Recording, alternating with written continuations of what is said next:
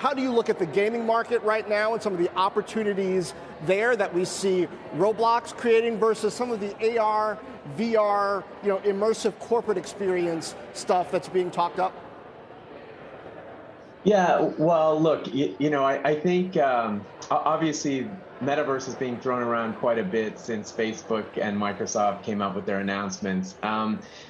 I would say that there's really lots of ways to look at what the metaverse is. Roblox has kind of its own little world that it's building, and it's it's a really cool world. It's sort of like Minecraft meets Lego meets GitHub for young kids. But the thing about Roblox is it's kind of a closed ecosystem, and the future of gaming, I believe, is where the assets are decentralized and there's open economies and there's open ways for people to earn while they play and participate as like first-class citizens in an environment that they have ownership in.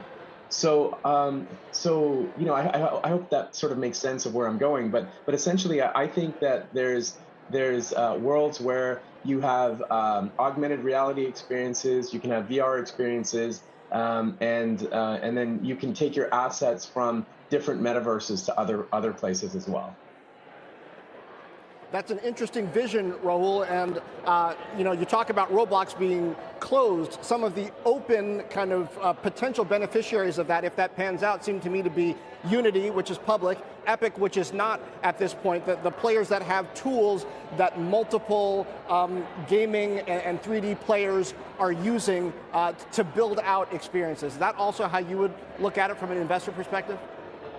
Yeah, absolutely. I mean, I would think like companies like Apple, obviously Facebook, obviously Microsoft, Twitter, by the way, is probably one company that no one thinks about, but they probably know this space better than anyone in terms of what the players want and how to engage that audience, because Twitter is very much engaged in the blockchain ecosystem, and when you talk about metaverse, really you're talking about like non-fungible tokens that you can take with you in-game and across metaverses. So, and then obviously NVIDIA is a big one as well. But I think Twitter is like the most underlooked, I suppose, in this space as far as public companies go. So.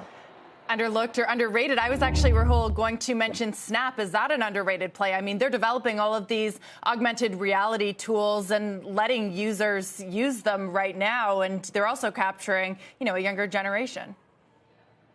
Yeah, I mean, sure. I just don't know that Snap has kind of a clear vision about how this space will work. How exactly what is the metaverse. Although years ago, I think they acquired a company that did glasses, and they created their Snap glasses, and Facebook now has theirs, with Ray-Ban and that sort of thing. At the end of the day, these different companies are all coming up with various ways to participate in what is being described as a metaverse. This is something that, like, I've always believed that, gaming is going to a metaverse. It's going to more sort of a world where people kind of play to earn and that sort of thing, and they have ownership of their assets. I've always believed that this was coming, and I think there's not going to be one winner or one owner of the space.